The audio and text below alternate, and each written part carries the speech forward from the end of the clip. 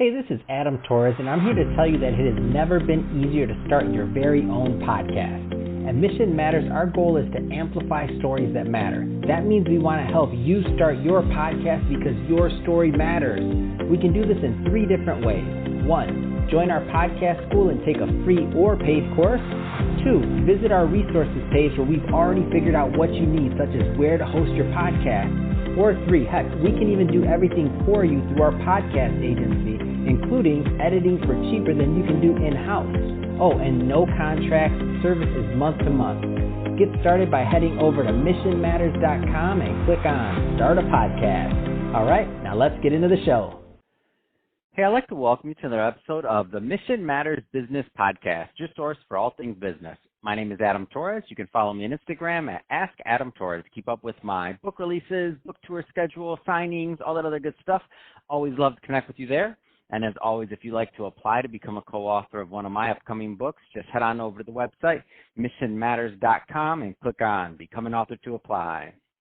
All right, so today I have Eunice Nuna on the line, and she's Executive Director over at Wounded Healers Kenya. Eunice, welcome to the show. Thank you so much. So I know we have a very important message to cover today, and I'm excited to get into it with you. So we're going to talk about beauty and brokenness, your journey of resilience, perseverance, and hope, which, by the way, I told you in the pre-show, I'm like, man, I hope that's going to be a book because that's a beautiful title. But before we get into today's topic, I want to talk a little bit more about what you're doing over at Executive Director over at Wounded Healers Kenya. So first up, maybe tell us a little bit more about the organization, please. Wounded Healers Kenya is a foundation that I started as a survivor I'm a survivor of sexual violence, and I went through so much as a journey of healing, and I faced a lot of rejection and a lot of trauma when I was trying to heal and trying to regain my dignity. So when I felt that I have gotten healing, I was asking myself how many other people go through what I have just gone through. And I knew it was a time for me to speak. And I started sharing my story about my experience. And that way I was able to find so many other people who are struggling in silence, those who did not have courage to speak up. So Wounded Healer is a community of survivors of sexual violence who are passionate to see the end of cycle of sexual violence. So we tell our stories, we come together, we do documentaries of our stories from different cultures in Kenya, and we show up to the world to just let people know that sexual violence happens, and also people don't have to be silent when they have gone through it. So it's a community of survivors of sexual violence who are determined to end the cycle of sexual violence.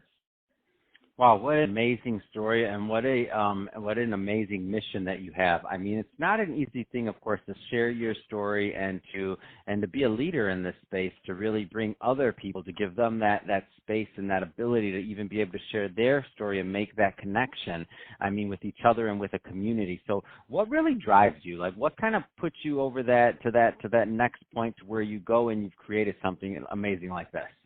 Is love. I would say is love. Is genuine love that I have for people, because I learned that there's no love. There's not so much love that exists, and honest love. So when I found love, for many years I did not experience love when I was growing up and when I went through sexual violence. I never felt what love is all about. And when I was 18 years after I went through sexual violence, I got a child out of it. And it took me a lot of time to love my baby. And so many people came to show me love so that I can be able to show my son love. And that drives me. That drives me to know that there are so many people who have never experienced what love is all about. And I wanted to show people love and genuine love that I feel inside my heart. I feel for my son, and I feel that I can love and love so many other people and teach them how to love themselves. Wow, that's absolutely amazing. So tell us a little bit more about, about the community itself, because I know there's some people listening to this that may want to get involved. They may want to contribute skills. They may want. I mean, there's a lot of people that are listening to this and they're like, this is something they want to get behind. Tell us a little bit more about the community and what you're doing. I know you mentioned something documentaries. Give us a little bit more. So Wounded Healer Kenya is in Kenya, is in Africa, and we're targeting to reach to any survivor in wherever they come from in the world. But what we're doing in Kenya is that we are made of, like I said, we are of community survivors of sexual violence. We have mentors, we have counselors, we have advocates who are advocating for the survivors. So what we do, we have programs, 3 programs. One program is called Holistic Support. It's just counseling, one-on-one counseling for any survivor who've experienced it, and it's free of charge. So I call out for people, counselors, to just come and volunteer their skills to give counseling. And I also have another program called Leadership. The leadership, what I do is when I go, I find a survivor. I bring them to the program and I empower them to become the leader, to lead in the fight of sexual violence. Because I believe when a survivor advocates for another survivor, they feel it is more tangible. They do it from experience. So there's a leadership program that we have all this empowerment program. We empower girls, we empower women, we empower children to becoming the better version of themselves and to be able to get the courage to speak up and to speak for the other people. And then I have an amazing program called Mentorship. So this mentorship is a curriculum that I developed personally, and it was checked by the ministry in Kenya. And it teaches and creates awareness of sexual violence. Because honestly, Adam, where I come from, the community does not want to speak about sexual violence, and I understand it's because of the culture differences that we come from. So, and I notice so many people go through sexual violence. They are raped. Children are exploited, but they don't know it's wrong. They know it's violence. So I have a program that I invite everyone to go and train sexual violence to all the whole community, to tell them when we talk about sexual violence, because it seems a big term. This is what you're talking about. And also train people how to prevent it from happening, and also to develop the mutual respect between boys and girls. As they grow up, they need to understand this respect.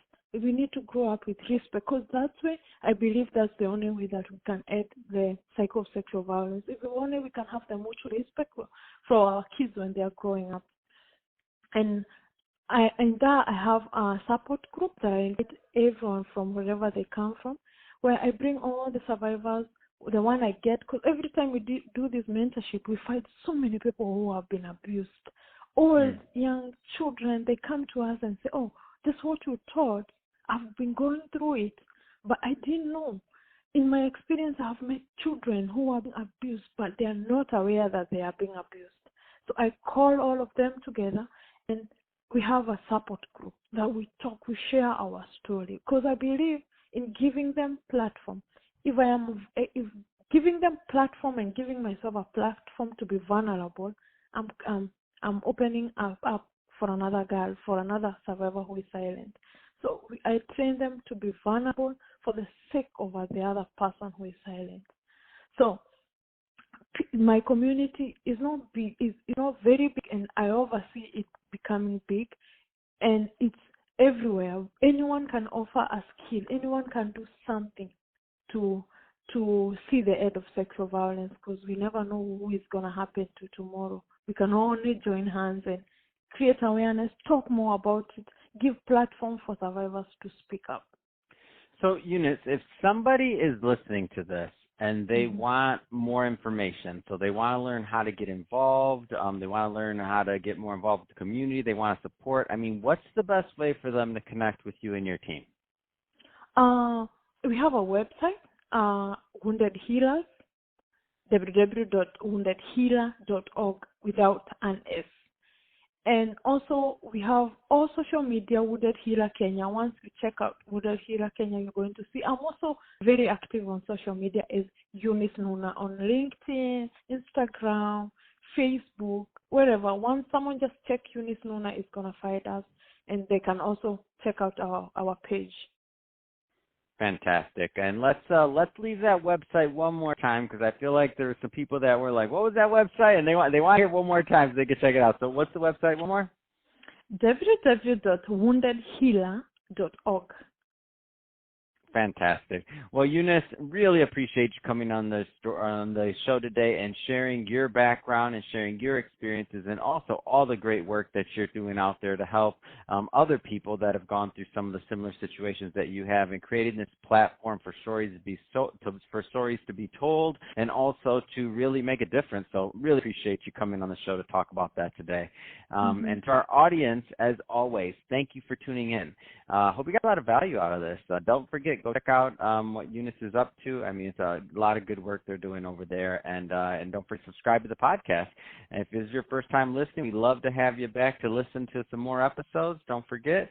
And if you're watching this on our YouTube channel, definitely give us a subscribe there and leave us some comments in the video. Love to know what kind of projects and things that you're working on. And Eunice, thanks again for coming on the show. It's been a pleasure. Thanks for having me.